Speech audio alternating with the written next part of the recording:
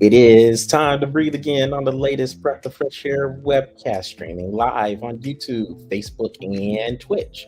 So, you see me, your host, Charles Taylor. I am by myself again this week because Patrick Brackett, well, he's treating his wife out for her birthday. So, happy birthday to you, 80. And Patrick should be back next week. Uh, Before he comes back, he did actually pick a few of the games that I will discuss with you later on in the webcast, since it is Championship Saturday. All your conference championships are going on, and since it was his turn, I guess, to do that for the week, um, he was able to come on through, and we got 6 games to go through this week. So he even threw a bonus game in there outside of the Power 5 conferences. So good on Patrick for doing that. And again, happy birthday, Edie. And we will look forward to having Patrick back next week. But for now, let's talk about some of the games that had happened from the past weekend. And of course, the big result was the Michigan-Ohio State game. Michigan ran over Ohio State, beat them 45-23 in Columbus.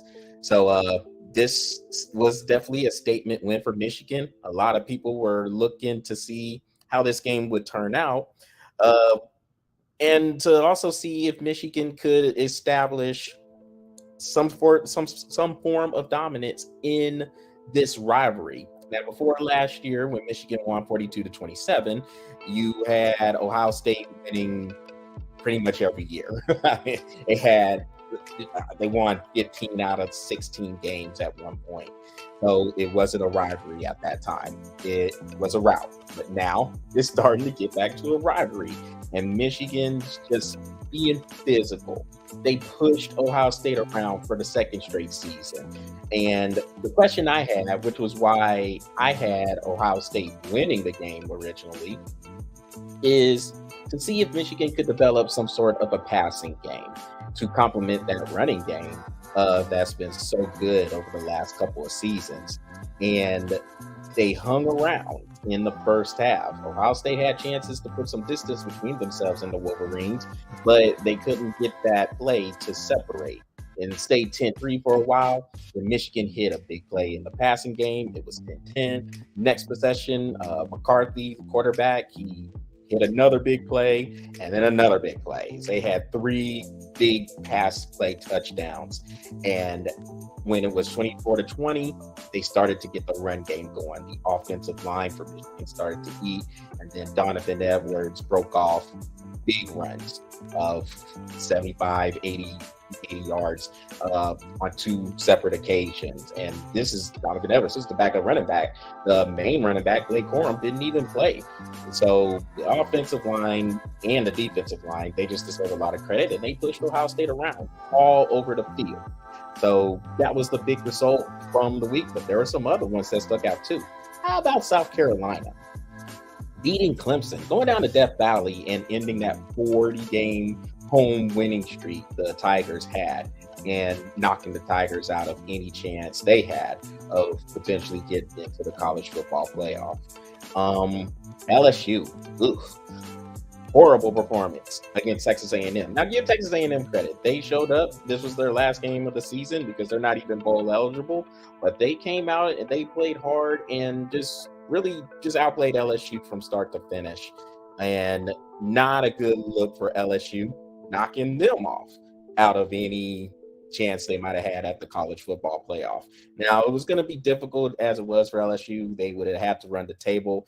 We know they have Georgia coming up in the SEC championship game. More on that in a minute. But they had a shot to get in there. And if you win the SEC, you're probably going to get in there, even if you do have 2 losses. Those chances are out. I don't think a 3-loss SEC champion, even if it is the SEC, I don't think they're getting in there. And then USC, give them some credit too, because I've been down on USC this whole season, not thinking they were all that good, but they continue to rise up, and they had a solid win over Notre Dame. Of course, I had Notre Dame winning that game. More on that in a minute too, with the picks. Badly for me, but give them credit for winning that game as well. And then Oregon, they collapsed against Oregon State.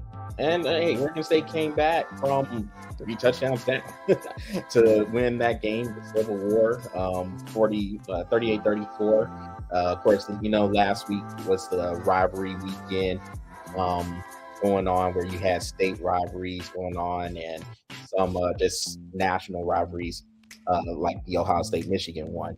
Um, the Washington State game, I caught that one. The Apple Cup, that was a good one.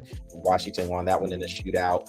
Going back to Oregon for a second, they have the chance to play USC in the Pac-12 championship, but that loss, coupled with Washington's win, created a 3-way tie with Oregon, Washington, and Utah won the tiebreaker. So it will be Utah playing USC in the Pac-12 championship game.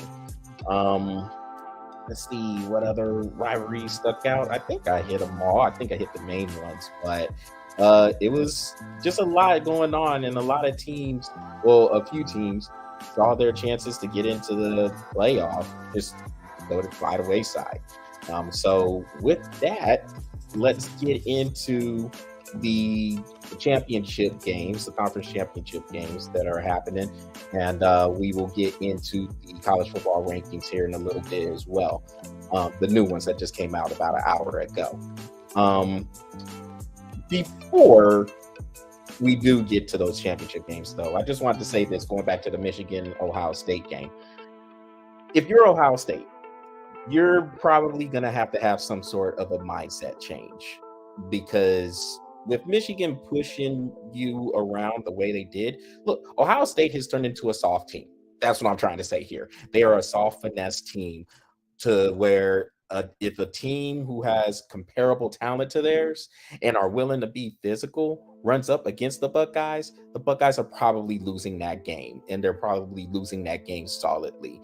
Teams that can run the football on them give Ohio State all kinds of trouble. You saw it last year, of course, with Michigan, and even going back to the game against Oregon, when Oregon was able to run for over 200 yards on them. Ohio State is going to have some form of getting back to some physicality. It's cool to have all these the spread offenses around. You have these other weapons, all these wide receivers. You have CJ Stroud playing quarterback. But if you're able to put hands on these receivers, get in their face, jam them up, beat them up at the line a little bit, and then run the football, that negates the speed advantage, athlete advantage Ohio State has on pretty much every team they play, well, except for a few teams down there in the SEC. But in most cases, Ohio State's going to have a speed advantage. So the best way to do that is to run right at them. And Michigan has been able to do that the last couple of years. Because of that, if you're Ryan Day, you're going to have some sort of a mindset change to where you're going to get back to a little bit of physicality. The good teams, the championship level teams, are able to establish some sort of physicality with their running game and their defensive line being able to play on the other side of the line of scrimmage. Ohio State did none of that, and that is a glaring weakness. Give Jim Harbaugh credit too, because I was talking to Patrick about this the other day. When Ohio State was dominating this rivalry, and it still looks lopsided by the numbers if you go back and look at the past 2 decades. But the mindset of the Buckeyes is one of not liking Michigan at all, pretty much hating Michigan. They can't even call Michigan. They got to call them the school up north, the team up north. And that is a mindset that is bred into every Buckeyes player. I think Jim Harbaugh, especially when he came in, he was just trying to treat the Ohio State game just like another game. And the bottom line is, it's not just another game. This game pretty much separates how good of a job you were doing as a head coach there. And as we know, Jim Harbaugh was close to being fired from Michigan because he could not beat Ohio State. There was a press conference at the Big Ten Conference media days last year, going into last year.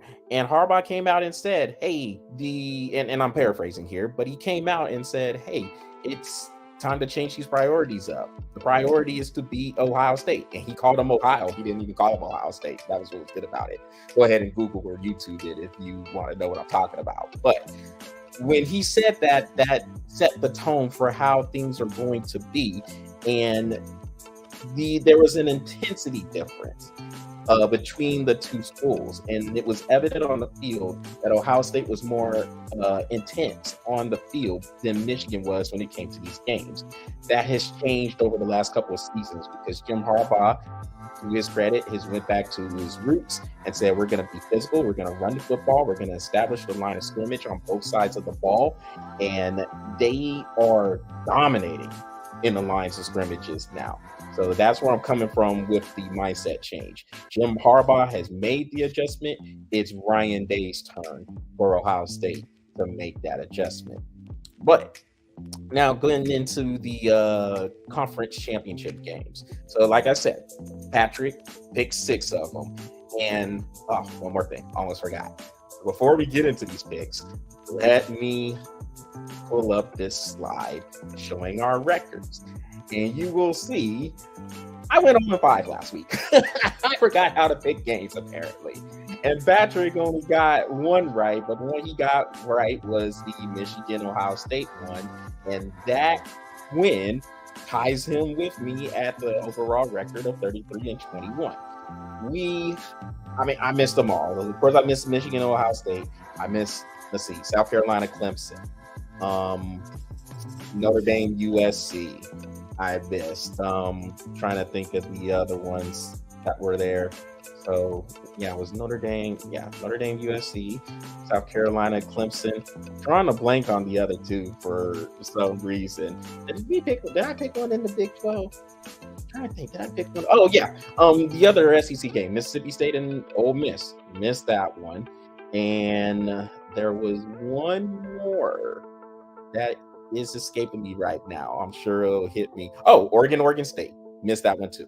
So I missed all those. Michigan, Ohio State, Oregon State, Mississippi State, Ole Miss, South Carolina, Clemson, and Notre Dame, USC. I missed them all. And Patrick got the one with Michigan and Ohio State. So there you have it. Going into the conference championship weekend, we have a tie. So we'll see if someone can break the tie, and win it for the season. Unless we decide to continue this competition throughout the bowl season. We'll just see it. We'll talk about it as we get to bowl season. But there you have it. It is tied up right now. So without further ado, let's get into these games that Patrick has picked for us. So let's start with the Pac-12. And we have Utah and USC playing each other. This game is happening Friday night. From Allegiant Stadium in Las Vegas, home of the Raiders. And of course, this is a rematch. That's another interesting thing. There's a few of these conference championship games that are rematches of games from earlier in the season. This is one of them. This is USC's only loss of the season. Came to Utah 43-42 in Salt Lake City. So now you have the rematch here. USC looks like they have improved. You have Caleb Williams, who has pretty much become the front runner for the Heisman based off of some of the performances he's had, particularly in the last couple of weeks against UCLA and last week against Notre Dame. So they're facing the Utah team that is going to play rugged. We know Utah is going to run the ball well, or they're going to try to establish a run and establish the line of scrimmage and be physical against USC. When I look at USC kind of the same way I look at Ohio State in regards to the physicality. Can USC be physical? Last week against Notre Dame, who has a pretty good running attack, USC did pretty well against them in terms of stopping the run, and they were able to play from ahead and get a lead and make Notre Dame throw more than what they would like. If they can do that to Utah, then there will be a different result from what we saw in Salt Lake City earlier in the year. I just think Utah is going to play more physical here. They're going to have Cam Rising there. And again, Utah is the defending Pac-12 champs, so they're not going to give that up. I think this will be more of the same from what we saw in the game earlier in the year. Um, I I'm going to agree with Patrick here. So Patrick has Utah winning 34-30, and I think I have Utah winning too. I think it will be close. And I think it'll be higher scoring than what he has it. I'm gonna go 37-34. Utah will pull this game out. The thing with Utah is they have to be able to have the passing game. If they can find another weapon besides their good tight end Kincaid, then I think Utah will be able to move the ball. I don't think USC is that good defensively, and I think the defense can get enough stops on USC. Play smart against Caleb Williams, not trying to rush him like he's a normal pocket passer, but keep him in the pocket and have them just run right into the ends if they're able to just play containment football. So on that one, I agree with Patrick that Utah will win this game. So he has 34-30. And I have 37-34 in that game.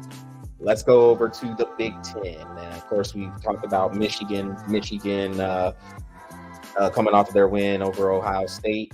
They will see Purdue in the Big Ten championship. So, over in the other division in the Big Ten, it was kind of a mess. Was Purdue going to get in there? Was Illinois going to get in there? Was Wisconsin going to somehow sneak in there? It ended up being Purdue. And they're running into a buzzsaw with Michigan. You know how I feel about Purdue's head coach, Jeff Brom. I've always said if he's able to if you put him on Penn State or even Michigan, I think they go and they beat Ohio State a lot of times. They can at least beat them 50% of the time if Jeff Brom was the coach. So he's doing a lot with not a lot of talent coming into Purdue. So he will have them ready to play, and Purdue will, I think they can keep it close for the first half. But outside of that, I just think Michigan is too strong and just too rugged there in the trenches. And I think they'll win this game going away. So Patrick's score, he got a blowout. He has 55-17 is what he has. I don't have it being by that much. But I do think Michigan will win solidly. I think they'll win by 3 touchdowns.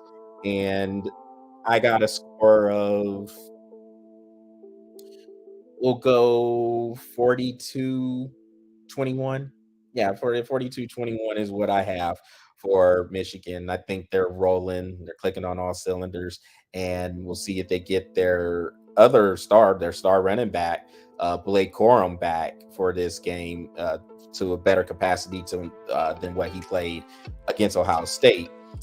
But if he doesn't, they're in good hands with Donovan Edwards as well. So, and if they're going to be making plays in the passing game, then that means a lot of trouble for Purdue. So, yeah, I have 42-21 there. Patrick has 55-17. Let's move over to the Big 12. So, this is one of those games that was a rematch of a game played earlier in the season between TCU and Kansas State. Now, Kansas State lost by 10. The game was here in Fort Worth, and they had TCU down 28-10 in the first half of that game. TCU, like they've been doing all year, they were able to scrap and get back into the game, and they ended up winning 38-28. So here's the rematch of the game in the 12 championship game, which will take place here at AT&T Stadium in Arlington, of course, home of the Cowboys. If you have not seen Kansas State nationally, this is a team that is very, very sound. They don't beat themselves often. They're good offensively and they're good defensively. They play as a team. Don't really have that player that stands out from everybody else, that superstar player, where if you're looking at the team, you can automatically point them out. But they just have a lot of good players. They play solidly, and they will give TCU all they can handle in this game. With that being said, I think TCU will pull this off, and they will finish the season undefeated and get into the college football playoff. They won by 10 last game. I see them winning by around 7 or 10 points in this game too. Like I say, Kansas State, they're a solid team. I think TCU they've gotten better since that game, especially defensively. This is a ball hawking defense and a strong defense up front. Remember a few weeks ago, I had picked Texas to beat TCU, and TCU was able to be stout at the line of scrimmage, and they held Bijan Robinson to around 30, 40 yards rushing. Don't have the exact figures with me, but Bijan Robinson was a non-factor in that game, and you don't say that often about Robinson. But TCU was able to be stout at the line and shut them down. And that right there is the big improvement with TCU. And they can still score with Max Duggan, who I feel he should get a little bit more Heisman consideration. But that offense is still good. The defense has become better.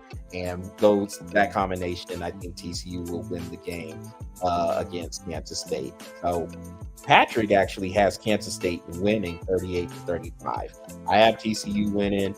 I'm going to go probably around the same. I think I'll go around the same as it was last time. So it was 38-28 last time.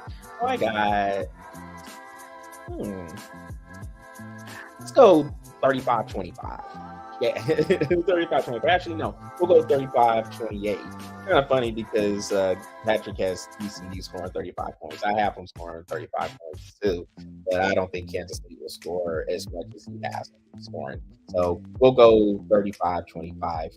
TCU wins, and we'll get they'll solidify their spot in the college football playoff. Let's go to the American Athletic Conference. So this is the bonus game Patrick is thrown in. And it is another rematch from a game earlier this year between Central Florida and Tulane. Now, Central Florida won the game the last time he played, 38-31. And what's unique about this conference that doesn't happen in the other conferences is this is on someone's home field. So in this case, Tulane is the home team. Of course, the other games are on neutral sites. Central Florida, when they beat Tulane before, they won in Tulane. And so now it's the rematch. It's back in Tulane. I think both teams they've improved here as well. Central Florida went on a little bit of a lull. They had a loss to Navy there, and Navy's never an easy game to play. I know their record doesn't reflect it, but when you play Navy, it's never just easy to just go in there and just roll them out. You're gonna know, and that's any of the academies, Navy, Army, Air Force. If you're playing them, you know that it's going to be a 60-minute game, and they're going to keep coming, and they are not going to give up. You're going to have to play every single second of that game, even if you do blow them out. They just keep coming at you. And Central Florida got at home by Navy. Having said that, Tulane, they're coming off of a win in Cincinnati, knocking Cincinnati off, and it looks like their defense has gotten a little bit better. Central Florida, the last game, their quarterback, Plumlee, he ran for 200-something yards. I don't think he'll do that, but I do think he will make some passing plays and have a nice little balance. So with that, I am going to disagree with Patrick on this one too, and I'm going to pick Central Florida to win this game again. So again, it was 38-31 before. Patrick has a 30-27 score in the favor of Tulane. I'm going to disagree. I have Central Florida. I think they will win. I think it will be 35-31 is where I'm going with that one. Central Florida will just be able to make just enough plays. Go ahead and put that game away and win into Tulane for the second time. Let's go over to the ACC, and this is a battle of teams who they had chances literally 2 weeks ago. Both Clemson and North Carolina were sitting there with one loss, and with the outside chance of getting into the college football playoff. Now, obviously, they would have needed some help to get in there, but as long as you keep winning your games, things will work out. Oh, excuse me. So they didn't take care of their business. Neither one of them did. As a matter of fact, North Carolina has lost 2 games in a row, both close games, but they lost to Georgia Tech and NC State. And I mentioned Clemson lost to South Carolina in their rivalry game, snapping their 40-game home winning streak, 31-30. I have Clemson winning this game. I don't. North Carolina is just. I mean, they're okay. Their defense, although they're showing signs of improving, I don't know if they're going to be able to stop Clemson. And Clemson, they're going to have to do something about that quarterback. DJ Uiagalelei, he has some ugly stats against South Carolina. He was 8 of 29 throwing the ball. So don't be surprised if Dabo Swinney makes some sort of a change at quarterback. But I think North Carolina is a little bit overmatched physically in terms of the line of scrimmage battle. So I have Clemson winning this game. I think it will be a little bit lower scoring than how a lot of people would have the game. Patrick has Clemson winning 42-27. I think it's going to be a little bit lower scoring than that. I'll go, let's go 33-21, something like that. Yeah, 33-21 is what I have. That's not too much low scoring than or lower scoring than what other people have it. But I don't see it getting into the 40s because I do think the defenses are good enough to hold the teams below that number. But I think Clemson will be able to make enough plays to pull off of North Carolina. And I don't know if Drake May, the good quarterback for North Carolina, if he puts things together to keep things rolling. So I got 33-21 Clemson. Patrick has 42-27 Clemson. But we both have Clemson winning.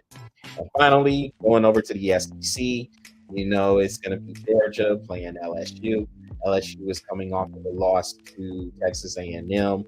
I think Brian Kelly will have them ready to play, and I think they'll keep it close for a half. But I just think Georgia is just too strong, too dominant, and they will pull away in this game. I think they'll win by 3 touchdowns. Patrick has it 34-20.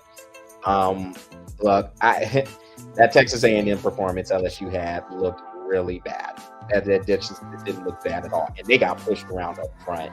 A&M's running back, in an A-chain, he did whatever he wanted in the backfield there. And they were able to throw. I mean, LSU couldn't stop anything. I just see a lot of the same in the SEC championship game. Oh, by the way, just to talk about the spot. So, first, the ACC championship game is in Charlotte, the home of the Panthers. The SEC championship game in Atlanta, home of the Falcons, Mercedes-Benz Stadium. And I mean, it's basically a home game in Georgia anyway, as well. They're about 70 miles down the road from their campus in Athens over to Atlanta. So I got Georgia winning this one going away. I think they win by 3 touchdowns. Patrick has 34-20. But I have 45-24. Yeah, I think Georgia just rolls in this game, and they will just be in the college football playoff, and I think they'll be in there even if they do lose this game. But they'll take care of their business and get in there. Now, speaking of those college football rankings, they came out about an hour or so ago, and you have Georgia staying at number 1. Michigan moves up to 2, coming off of their win over Ohio State. TCU is 3rd now, and USC, Southern Cal, is now they're in the playoff as it stands right now. They have the 4th spot. So in terms of those top 4, I don't think there's much of a surprise there, and I don't think there's much of a surprise even going down to the top 6 because the committee wasn't going to drop Ohio State terribly down. They were going to put them around 5 or 6. So they have Ohio State at 5, and Alabama is number 6. Now, I think Georgia is safe regardless of what happens in the SEC championship game. I mean, they're in the playoff regardless. And I'm not as confident on Michigan but I think Michigan is probably okay, even if they do lose to Purdue. Um, TCU and USC, if they lose, they might be in a little bit of trouble of getting in there, because I think they will find a way to get Ohio State in there. The committee was high on Ohio State at the beginning, from the beginning, and I think it sets up well for Ohio State to sit there and chill and see what happens in these championship games. If one of these teams slip up, Ohio State will be in there. If USC loses, that puts them at 2 losses, and then you'll have a debate between Ohio State and TCU. If TCU loses to Kansas State, you'll have a debate on which one-loss team would get in there.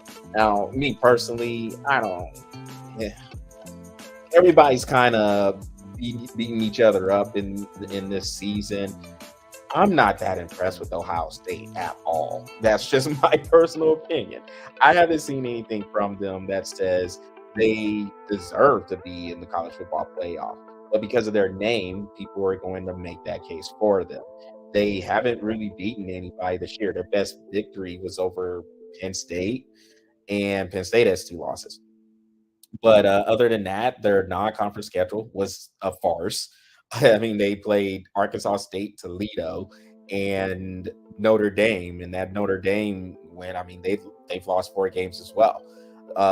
I'm sure people will come at Alabama. If Alabama's able to get in there, they have 2 losses by a total of 4 points at Tennessee, at LSU.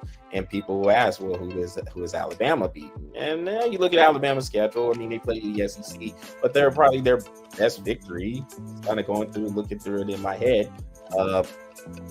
They beat us, but we have 4 losses. The Longhorns and Ole Miss, they now have 4 losses. Mississippi State, they have 4 losses. So, yeah, I mean, I don't know. It's kind of it's weird. It's just one of those seasons where everybody kind of just beat each other up, and so you have a situation where if you are TCU and USC, you control your own destiny. And if you win, you're going to be in there, or at least you should be, unless the committee tries to throw Ohio State in there somehow.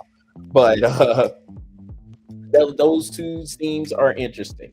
If there is a trip up from the top 4 somewhere, particularly TCU and USC, look out for Ohio State and Alabama to get in there. And both of those teams, they bring a crowd with them. So name value, brand value, and they bring people with them in terms of fans and revenue.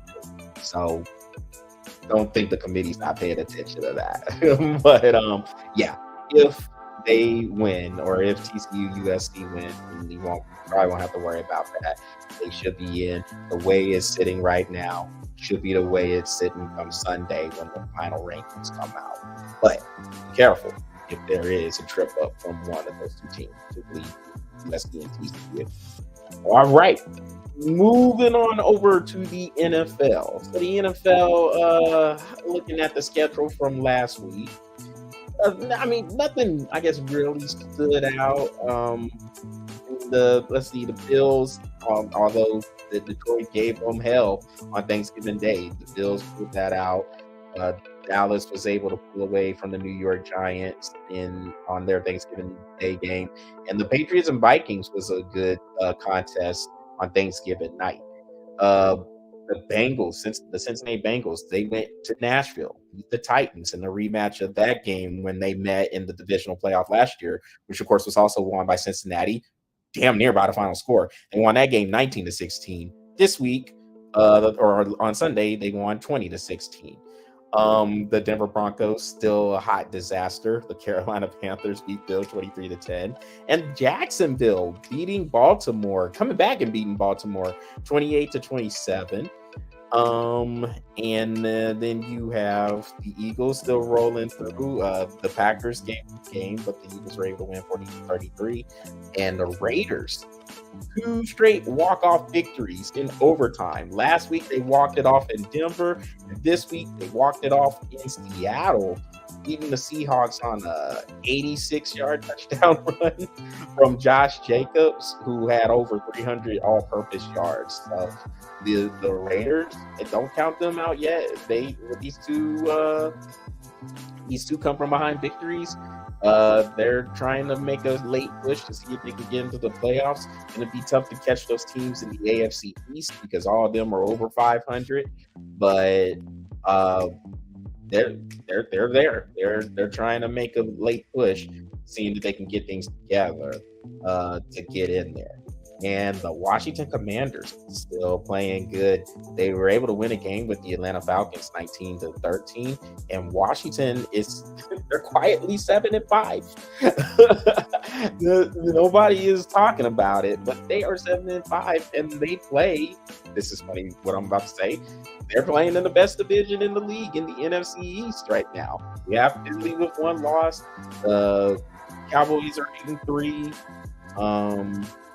The Giants are 7-4. They dropped to 7-4, and the Commanders are 7-5. So this division, the two East divisions, are the best divisions in football right now, and I'm sure nobody had that going into the season. Looking into this week's games, there's some good games. This is a good schedule. This is a really good schedule. So it starts on Thursday with the Bills and Patriots from Foxborough, and then you have the Jets playing the Vikings. The Steelers are playing the Falcons. That could be a sneaky good game.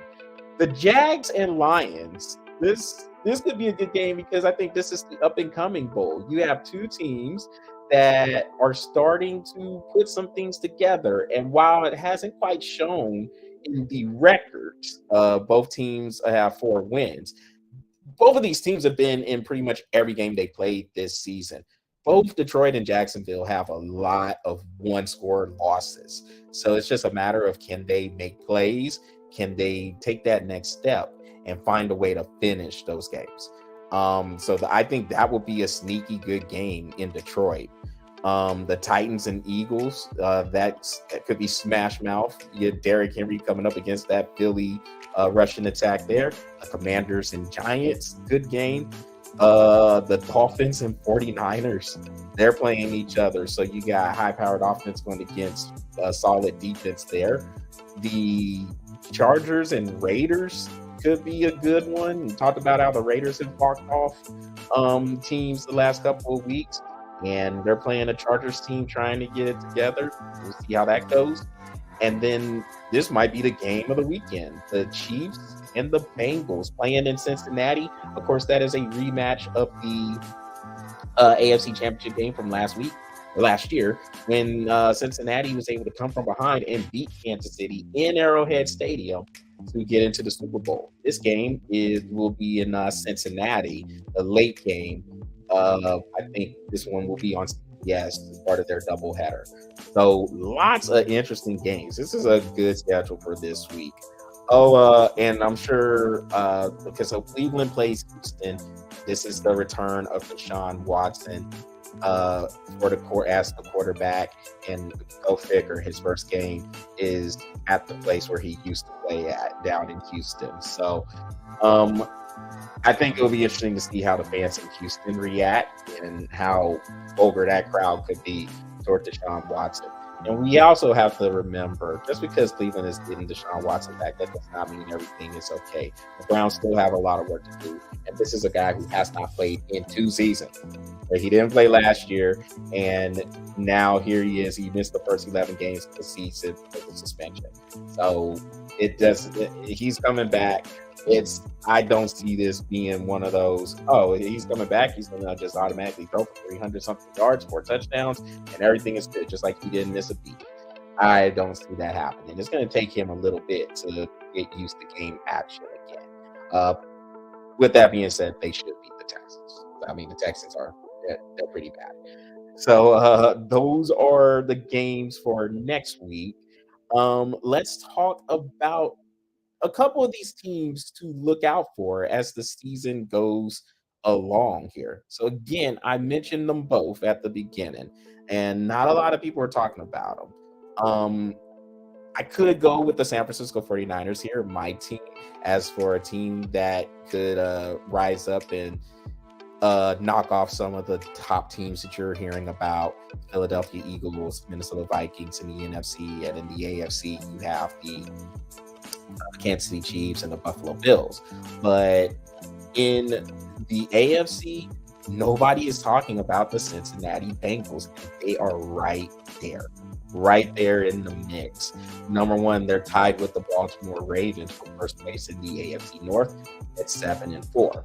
Also, we keep forgetting they are the defending AFC champs. This team was in the Super Bowl last year, and they have a lot of those same people, and they're starting to get healthy.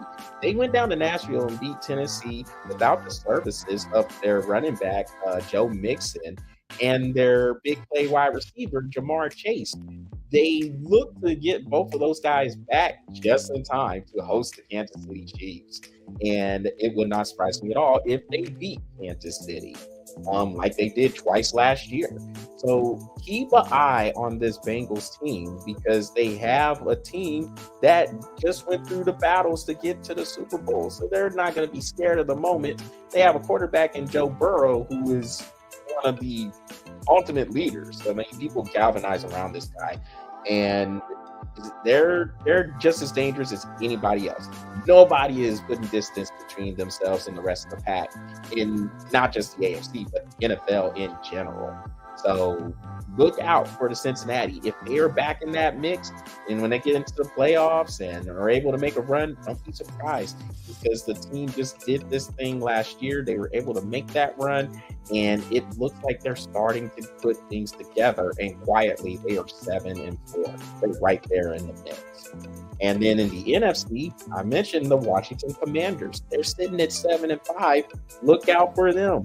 They have played the best teams, or record-wise, they have played the best teams in the NFC to a standstill. They just beat the Philadelphia Eagles not too long ago, splitting that season series with them. They had the Minnesota Vikings down 17-7 in the fourth quarter, and Minnesota was able to come back and win that game 20-17. So they're not scared of anybody. And this team, as since Taylor Heineke is taking over as the quarterback, they've gone on a nice little streak. They've won 5 out of 6 games since he started as the quarterback for them. And they have a good defense, a good defensive line, one of the best defensive lines in all of football. And they're going to get better because they're going to get Chase Young back. But they already have Jonathan Allen, Daron Payne, and Montez Sweat on that line. So with that line getting pressure, good secondary and linebacker play, if they're able to stay consistent on offense, or at least consistent enough to where they can put up 20-25 points, that's pretty good for that defense to keep everybody else at bay. So if those receivers can stay healthy, Terry McLaurin, Curtis Samuel, Josh Dotson, and the running of Brian Robinson Jr., a good story with him. Of course, y'all know he got shot in August on an attempted robbery in the DC area, and he was able to come back in short order, and he is the leading rusher for that team, and he runs really hard for them. So Washington, look out for them too, because they can upset some things. And the NFC, I thought about the AFC being up for grabs. The NFC, oh my gosh, they're up for grabs for sure. And again, I know the Eagles, they have one loss. They're sitting at 10-1. Yeah, sitting at 10-1. But again, the Commanders was the team that beat them. They gave them their only loss in Philadelphia. So look out for that team. So Washington Commanders in the NFC, Cincinnati Bengals in the AFC. And again, in the NFC, I mentioned the 49ers, but a lot of people seem to look at the 49ers, including myself, because I'm a 49er fan. But a lot of people are looking at the 49ers as a team that can make that run and get back in the NFC Championship game. But they're not as under the radar as the Commanders and Bengals are at this point. So look out for those teams. And if they're right there in the mix in the divisional playoff and championship games in the conferences, don't be surprised, because you heard it here first. Our breath of fresh air.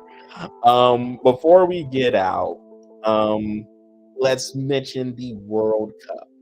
And the U.S., the national team, had a great game with Iran, uh, to see who could get out of the group and get into the knockout stages, the round of 16. The U.S. won 1-0 on a goal by Christian Pulisic, and he got hurt on the goal. He came in there, he charged in. It was a good pass, a good setup, and he was able to get a foot on the ball before running into Iran's goalkeeper, and it knocked him out of the game. He had an abdominal injury. We'll see what the status is with him going forward, as they prepare to play the Netherlands. I think that is Saturday, when they will play the Netherlands in the round of 16, the knockout stage. This game was highly charged, emotionally charged, not just because of the soccer and the need for the U.S. to win so we could get in, but also because of the stuff, the political stuff, the life stuff that is going on. Of course, we know the U.S. has been vocal about what's going on in Iran, protests against the government, the oppressive government that's happening there, and that they're protesting the death of a 22-year-old woman at the hands of the police over there. So a lot of things have been really spoken up about in that regard. You had the U.S., I guess, a couple of days before or a day before, they had a graphic they put up, and it took out the emblem in Iran's flag, and that pissed off the Iranians to where they wanted the U.S. to be suspended and kicked out of the World Cup. So there's just a lot of stuff that was going on for the players in general to sort through, particularly the Iranian players, because some of them have spoken out against the government, and now it's been reported they were getting threats against them and their family members. So there's a lot on the plate for those players. The U.S. players and coaches, they have received questions about the issues we have in this country as well. There's just a lot of stuff going on in life, and I think watching the game, it did what sports does, and in this case, the World Cup, which is the biggest deal. That this is the number one sporting event in the world by far, because soccer, and of course, it's called football in other areas, but soccer is by far the world's most popular sport. So to be able to watch it on TV, watch the World Cup, it's the one spot where you can put those differences aside and you can watch the game, and that's where you have all these different backgrounds coming together to root for the same team. And I know there's more to life than just sports, and I'll be the first one to say sports is part of life. It's not life itself, but the good thing about sports, the great thing about sports, is you get to watch all these people from all these different backgrounds unite and root together and maybe cry together at the loses. But it's just great to see a little bit of unity, and we can get away from the struggles that is going on, not just in this country, but in the world in general. It's good just to kind of come together and watch the games and see people celebrate, cry together, and forget about those differences. I think that's what the World Cup symbolizes more than anything else. Now, you can say whatever you want about FIFA. We know FIFA is corrupt. I've been the first one to say FIFA is one of the most corrupt organizations in sports. But when you can bring it to the field and you can see the action taking place on the field, that's where the togetherness comes. And it's always good when people and teams can come together for a common cause. Finally, before we get out, the NBA action going on. NBA, at least right now, as it stands, seeing parity. That is good, because you're normally not seeing parity in the NBA. It's been, hey, we have these 2, 3, 4 teams that are expected to be there at the end, and the rest of the people are playing for second and third place. For the first time in a while, you can say there's no telling who can come out. And again, it's early. It's November, about to go into December.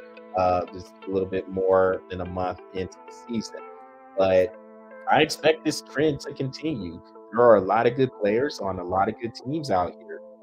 So it's not just the Golden State Warriors and everybody else. Golden State's going to have to earn it. If they're going to get a repeat, they're going to have to earn their way in there. In the East, uh, I'd still like Boston and Milwaukee to be the teams left standing, but that's not going to be easy with them either because you have a lot of young and up and coming teams there in the East that are trying to knock them off. So uh, it'll be interesting to watch. College basketball is going on too. I got to check out a few of the tournaments that's going on there, and I mean the number one team, North Carolina, they got beat twice this week or last weekend, and Houston is actually the number one team for the first time in maybe ever. They're the number one team in the AP poll. So let's see how Houston deals with that. So lots of good stuff going on, lots of good sports going on, and we'll be here to cover it. So we'll be back next week for the preview or for the review of Championship Saturday, and then we'll have the final rankings going out. But until then, that wraps up this edition of the Breath of Fresh Air webcast. Y'all make sure y'all go. Oh, that's what we're breathing on, by the way. Y'all make sure y'all go visit the Breath of Fresh Air YouTube channel, smash that subscribe button, and follow the Breath of Fresh Air Facebook page. I hope everybody had a happy Thanksgiving holiday last weekend. And again, we'll see you next week, right back in this same time spot to cover the games that have taken place. So until then, everybody take care, have a good evening, and we'll talk to you next time.